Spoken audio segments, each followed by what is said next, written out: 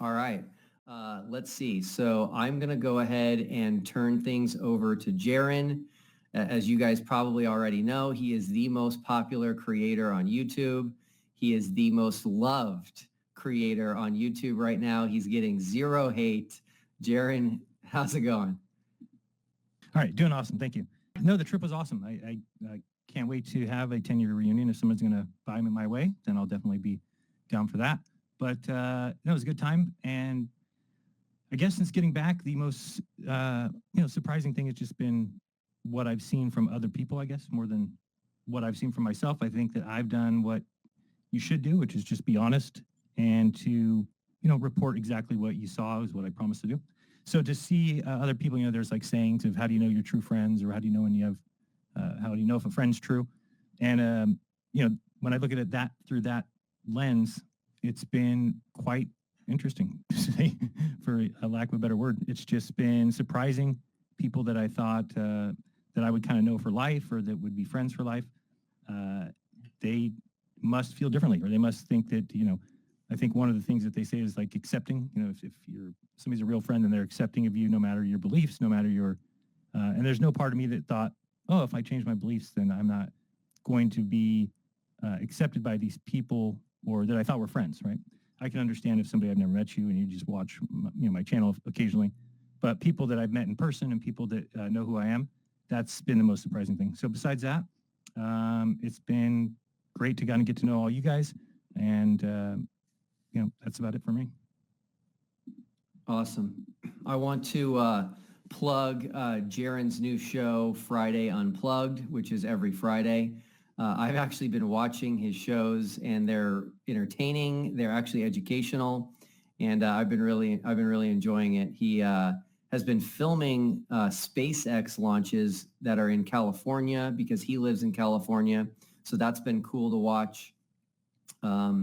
Those launches caused Flat Earth Dave to magically invent 20,000 foot tall clouds that just so happen to be present at every SpaceX launch.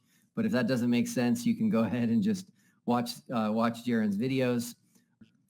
Jaron, Albino and M2M have a similar question for you, which is, with everything you have observed, what is the shape of the Earth? The Earth is a sphere. So pretty easy to say it now. At this point, it took a little while to get there, but it's something that you can figure out on your own. I actually feel ridiculously stupid for ever not seeing it. It's blatantly obvious, and it's, something I've been talking to Austin Thompson about. And, just yesterday he sent me a video where he took the Rob Skiba piece of plastic lens, because we've been talking about, the atmosphere works as a lens. And he set up a globe, and he put that piece of plastic between his camera and the globe, put a thumbtack on the far side of the globe that cannot be seen from this side. But with that little piece of plastic, all of a sudden we could see the thumbtack. So it's, something that's, we were just laughing last night, like, that's been under our nose. It's been in my garage the whole time, that piece of plastic, and just could have done that and seen that, it's not that surprising anymore that we can see a little bit further than the globe math would say, because the globe math doesn't include the fact that the atmosphere would work as a lens and actually bend light towards you. So it's just one of those things where I think that, have to reevaluate my ability to look at things objectively, and to not get caught up in the, the kind of atmosphere where you are starting to get told by people that, oh, I believe the same thing as you do, and thank you for doing what you do, and you brought me back to the creator. Things like that just kind of encourage somebody to start closing their mind to other possibilities. So that's what I've seen, is that it's probably the most dangerous thing you can do, is to dig your feet in and not be open to other possibilities, because it can't hurt you to just listen to other people's take. So awesome. CS has a question for me. Do you acknowledge that things like the Wi-Fi password and luggage stuff could have been handled more fairly with the flat team? Seems like they were actually sidelined there. All right, so I'm going to have to clear the record here. Unfortunately, Austin Whitsitt has been saying things which are just completely false, so I'm going to go ahead and set the record straight right now. First and foremost, with the luggage, 2 people and 2 people only asked me prior to us going to Antarctica if they could have extra luggage. That was Dave McKeegan and Jonathan Morandi, one from each team. They both asked if they could have extra luggage because they are both in the business of shooting photography and film. They both also offered to pay for their extra luggage themselves. So that is it. I didn't have extra luggage. MC Toon didn't have extra luggage. When we got to Chile, I had told everybody that you'd have to take a smaller bag on the plane to Antarctica. And so I had to bring a really big suitcase because of the Starlink. And so I went to ALE and I said, hey, I can't fit this Starlink in this small bag that we have to take to Antarctica. So I was going to be asking permission to take the Starlink on the plane with me and like put it on a seat. And when I did that, they came back and they said, hey, we're going to allow you guys to take extra luggage because there's very few people going on the flight. There was only 10 of us, 10 passengers. And so we can have the weight limit. So we didn't know until we were already in Chile that they said it's okay to take extra luggage. That is the truth. That is not what Austin Whitsitt is telling people. When it comes to the Wi-Fi password. Can I say something quick on that? Yeah. When Kati came to talk to you, I was recording. So I have the moment that you were informed about that on video. And I'll be publishing that as part of my review. Awesome, thank you. The Wi-Fi password. Also say about the luggage, I brought extra luggage myself that I paid for myself. And if they were going to charge to bring it to Antarctica, I was going to pay it because I'm not leaving those bits behind. Awesome, thank you. The Wi-Fi password was a little bit of just miscommunication. I originally told everybody that I wanted to make sure we'd be able to do 2 live streams simultaneously, one for Candace Owens and then one for ourselves. And I had no idea what the bandwidth was going to be like. I didn't even know if we could run those 2. So I said, for starters, no one's going to get on the Wi-Fi other than the Candace live stream and then our midnight live stream. And then I said, if you guys want to live stream, come ask me for the password and I'll give it to you and you can live stream, no problem. Again, I've got to push back on Austin Whitsitt because he's complaining about the Wi-Fi password. And as it turns out, he had it from the very beginning. So he had the Wi-Fi password from the very beginning. So when he brings these things up, they're not valid complaints. They're not valid complaints at all. And you won't hear anybody else complaining about it. All right, question for Jaron. Have you played Kerbal Space Program yet? No, but it is downloaded, so it's the next step. Awesome. All right, the Drunk Debunk Show, another question for Rusty. Have you forgiven Dave yet for leaving for so long? No. I guess not. Real quick, I got to jump off here in a moment. So just wanted to thank everyone again for the opportunity to be a part of this. And I'm really glad I got to meet all of you and spend time with you. And I'm really excited to see what Morandi and his team put together for the documentary. We've had some conversations about it, and there's some pretty spectacular things that are there. And of course, I was on the trip, so I know some of those moments that were captured are going to be great. So really hope everyone approaches it with an open mind and really just kind of takes it in. Thanks, Mark. You're the reason we found Jonathan, so we owe you a lot for that. Really appreciate it. Just take me to Antarctica on the final experiment, and it'll be okay. Sounds good. Thanks, man. All right. Thanks, everyone. Take care, Mom. All right. Brandon has a question for Jonathan. Where is the documentary going to be available to watch? Good question. We haven't spoken to anyone. I've spoken to a few friends in the business. People are really interested in it. I don't think it's necessarily going to pan out to what people are expecting, which is what I'm the most excited about. So, ideally, I'd like to try to find a home for this in a major space. If anything, I'd like to try to find, if we can't find a streaming platform or a distributor in that sense, I definitely think film festivals are going to be interested in this. I couldn't see a streaming platform not being interested. There's just a different cultural touch on this that I never saw. And so that's really exciting. In any event, we'll probably pirate it on here, right? I mean, at some point, you'll be able to see it. Don't worry.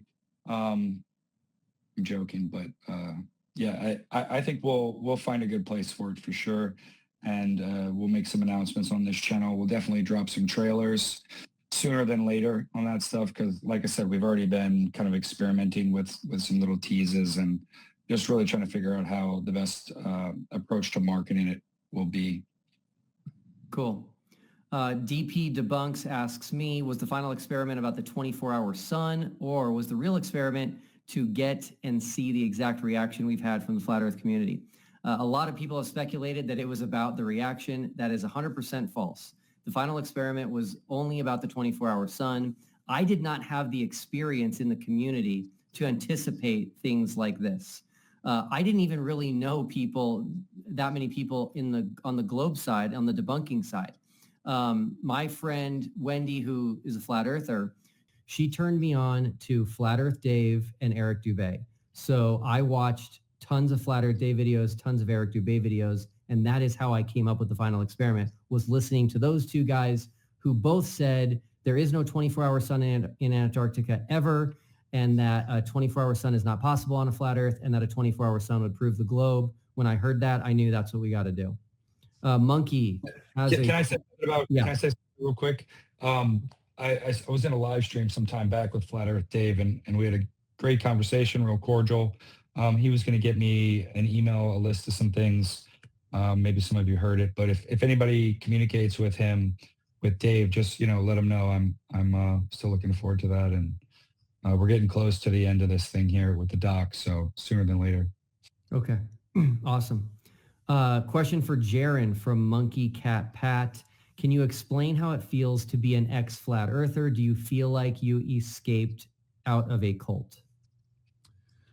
Yeah, I think I do kind of feel like that, but I also am feeling like I'm partially responsible for some of it. So that makes it a tough situation because while it kind of seems fitting to just kind of, leave and kind of disappear, I feel like I'm responsible for a lot of the people. So I just want to make sure that they have an opportunity to decide for themselves if they want to stay believing something that's untenable, or if they want to get out. I realize that it's not easy, and they're going to see what happened to me, and they're going to say, oh boy, as soon as you leave. Or if you look at Robbie Davidson has just recently stepped away, and he makes a couple posts on Facebook, and people just are ridiculous, vitriolic, like they never cared about you at all. I knew it from day one. I always knew you were a suspect. It's just a kind of a weird thing to see. And so I just hope people recognize that and have a chance to get out if they want. Thank you. Frodo has a question for me. Would you consider organizing a live stream filming the moon rise simultaneously from north, equator, and south along the same longitude? All right, so Frodo, I'm going to make an admission here that I don't want to make, okay? I don't consider myself that smart, okay? So I don't even understand the power or what you're thinking would be so cool about that, but it doesn't mean I'm opposed to it. Send me an email, explain to me so I can understand what you're thinking, and then, hey, who knows? Maybe somebody will want to do it. Okay, so this must be a flat earther. They didn't address who they wanted to ask the question to, but I do want to ask their question. Will the real TFE is keep flying south until you pop back up north, but you won't do it because you will land on extra continents because it's flat. Okay, so I do like a challenge, so you better be careful with that one. And I will also tell you that it actually has been done. So anyway, if you could get a list of flat earthers, say 50 flat earthers, to say and admit that that would falsify flat earth and prove the globe, then we can talk. All right. Okay, so that one says the whole team. I'm going to skip it. Another question for me. Will, do you feel like you have accomplished what you wanted when you set your goal for TFE? Is it more successful than you thought it would be? I definitely accomplished my goal. My flat earth friend, Wendy, she has made a video where and it's totally fine. I'm not upset about this, but she shared a private message I sent to her a long time ago. So I sent it to her in October of 2023. And I told her at that time what my goal was with TFE. and that was to get a prominent flat earther to see the truth and convert to the globe, which has happened now with Jaron and others. And so it's way more successful than I thought it would be. When I created it, I had no idea if it would just die and nobody would care. And so, yeah, very, very fortunate and blessed at how things have gone. Bob has a question for Nathan. Where are the guns? I think a lot of people are still waiting for Nathan Oakley to answer that question. To this day, Nathan Oakley says online, to this day, he hasn't removed it, that if you try to go to Antarctica, you will be turned away at gunpoint. All right, Brenda Creates has a question for Critical Think. Tell the truth now. Does temperature affect weight? Wink face. Temperature does affect weight in such a small amount that it cannot be measured with the scales that I use. Thank you. This one is not addressed to anybody, but none of your business says, was there a single experiment that didn't conclusively confirm globe predictions? And the answer to that is no. There was around 20 total observations and experiments that were made. And I believe the globe side made predictions for all of those prior to us going, and they all conclusively confirmed globe predictions. So that's a good question. Okay, Santa Claus has a question for me. If you go to the ceremonial South Pole, do you go where they placed it, or do you take a boat, or do you go south? Wrong answer only. I will give a wrong answer, which is you take a boat, and you go in the water, and then you have to go under the water. So you have to get into a submarine and then go to the center of the earth. And that's where the ceremonial South Pole is. Anyway, I think that person's asking the question because of my conversation with Flatzoid yesterday. So you guys should probably check that out. I'm going to say it right now because it's super important, which is the ceremonial South Pole, which people take their picture with it. I'm going to say right now, no flat earther can show on a flat earth map where that pole is. I've been asking flat earthers because I was curious, and I got silence. No one knows. So then I went on Flatzoid and I asked him and his whole crew. And I'm going to say right now, a flat earther cannot say where that ceremonial South Pole is. If you think you can, hit me up in an email. All right. Another question to me, Will, any plans for TFE2 on Blue Origin? I wish. That would be amazing, but no. Let's see here. Okay, sorry guys. Another question for me. Was Antarctica the most amazing place you have been or seen? If not, then where? Yes, it was. It was incredible. Pictures don't do it justice. Videos don't do it justice.